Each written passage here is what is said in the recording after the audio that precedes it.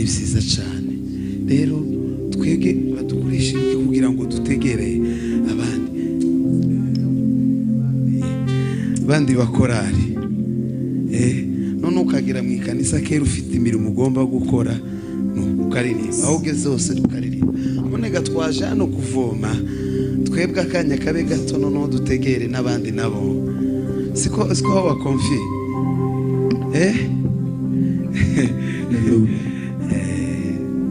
Kweli muzamure piano mwegere imbere turirimbe, mwegere imbere. Yes, izina ryawe rihimbazwe Kristo, kandi rishirwe hejuru. Uyu mwanya utubera umwanya w'agaciro, utubera umwanya mwiza, ubashe gusabana natwe, ubashe kuvugana natwe.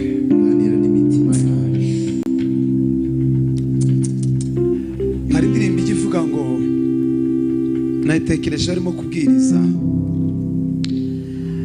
hari ibintu hazibagirwa yakoze muri njye, n'igihe namwemereye kuntegeka rwose, y'amahoro nifuzaga nayabonye urya munsi, nicyo gituma ndirimba nezerewe. Jewe nza muririmba, zamushima, zamushira hejuru, vuga ibyoya. Turimbane iminsi isigaje yo kubaho, zamukorera. Bana bamugisha irindi rimwe. Iminsi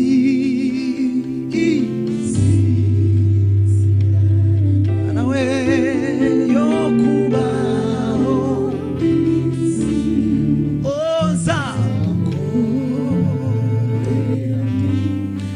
irindi rimwe gusa tuzoze iyo ngiyo. Iminsi sigaranye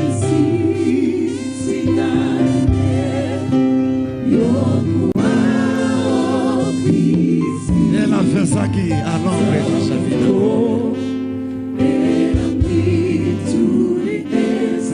Oh, aleluia.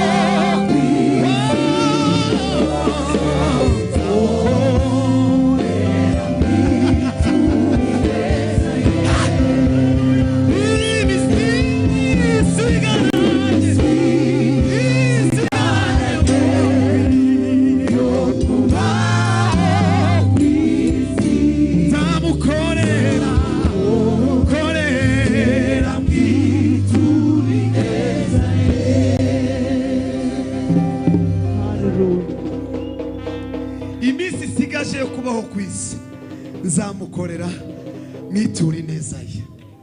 Iyo ndirimbo zanyi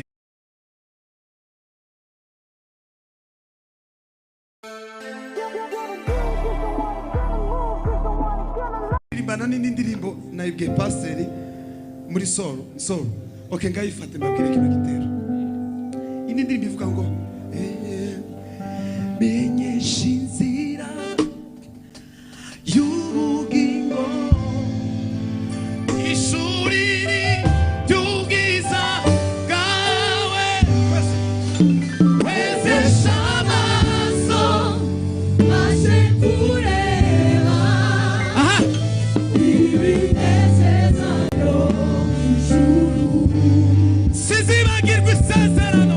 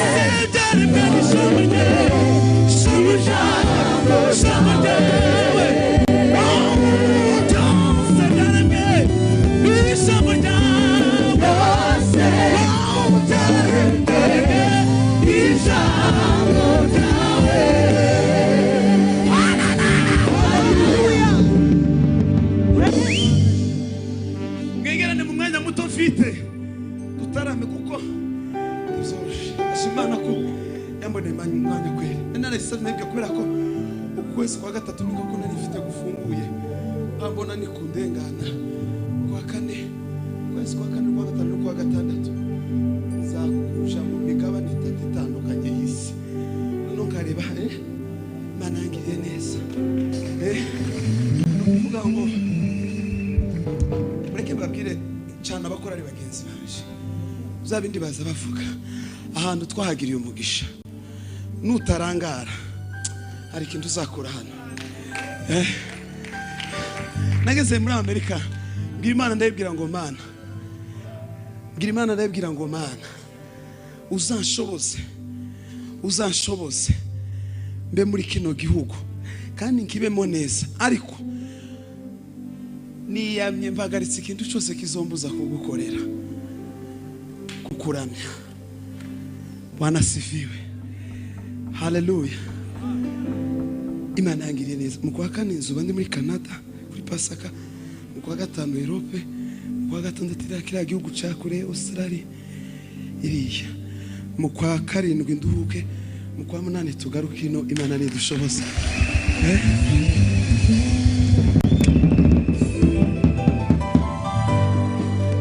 Suku birata. Imana yangiriye neza. Akazi ni kenshi. Nabwiye Imana ndayibwira ngo uzongire igikoresho cyo mu ikanisa nkakura senti ba mu ikanisa. Bazaba nyine ungire nka senti cyangwa nka bafure mu ikanisa. Kintu Uwiteka we namenye ko udashobora kunyibagirwa nubwo narahoje wowe nuwema kunekerezaho sishobora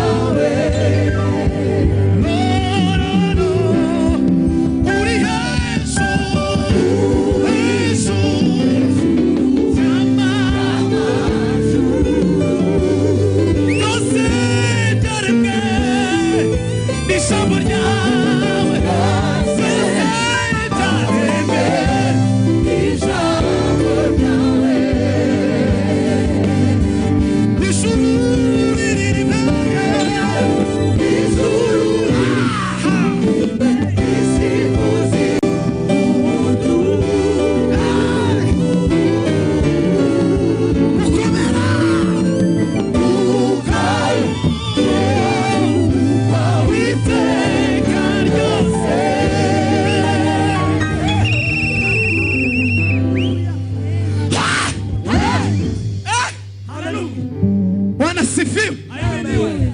Ukomera no kwawe iteka ryose. Tugiye kuririmba, tugiye kuririmba. Jewe sindi umuhanzi, zanandika indirimbo rimwe na rimwe gukisha bukiyeho, ariko izaba pasiteri nizo zidutunze niriya. Bwana asifiwe sana. Haleluya, haleluya. Unyemerere mvuge ijambo rimwe, uzahora uri Imana yanje. Unyemerere nongere mvuge ko mu byitwa Imana byose ntayagereranywa nawe. Ngira umuntu kwegere ngo nta mana ihwanye n'Imana yacu. Yesu yangiriye neza we. Uri hejuru y'amama,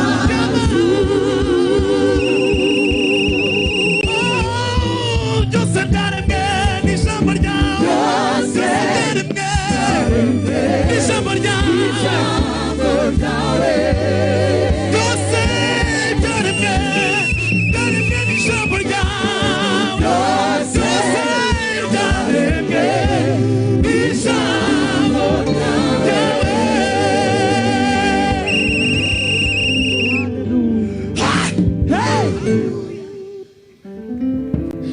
Yewe mutima wanjye we,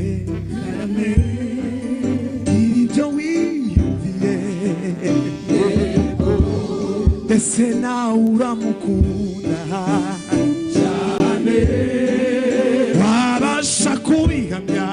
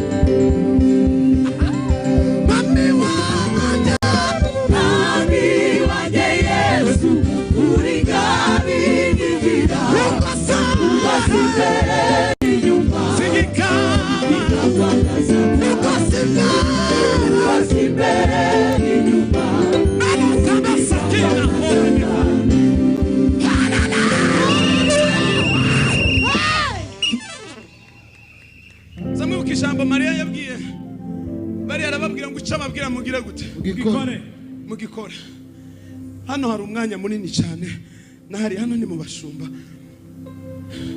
Niba ushobora gutera intambwe ukavuga ngo ungosi imbere n'inyuma, fata umuntu ukwegereye ikiganza, musengere umwature ijambo ryiza.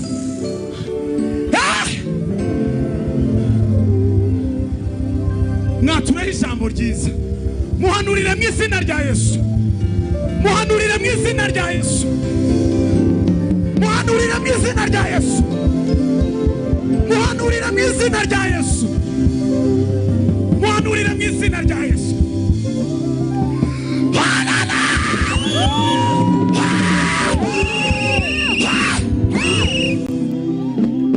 Hari imiryango igomba gukinguka muri iyi ndirimbo uyu mugoroba mu izina rya Yesu. Unyemerere niba hari umutwaro uhawumva ukuremerereye, uzenguruke ari abari hano ari abari ahangaha, ugerageze utere intambwe uva ahantu hamwe uja ahandi, ubwira Imana ngo Mana mvuye ahangihanga. Siko bimeze? Ngacuranga papa.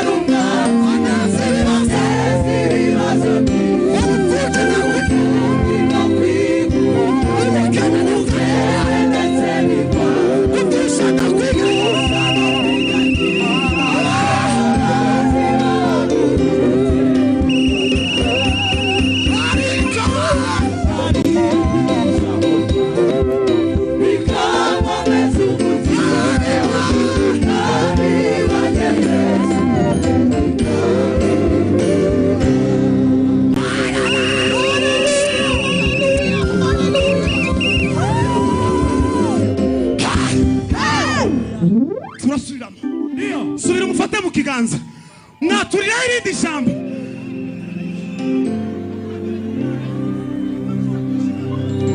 Mwaturira irindi jambo, muhanurira mu izina rya Yesu. Prima ine farge ya safe, tamini ga otame sapege, wagini ma otame ake, jifreza visa tome, karme desa vilarite, eso vena karme.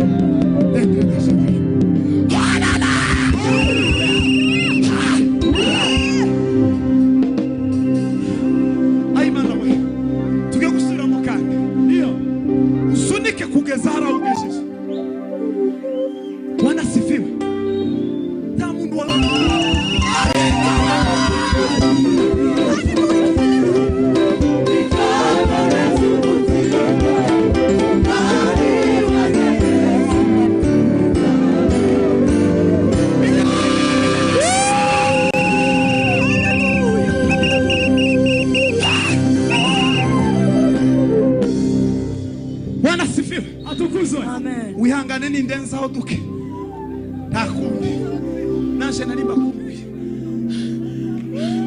Imana ishimwe we, bwira mugenzi ngo humura Imana irakuze. Bwana asifiwe.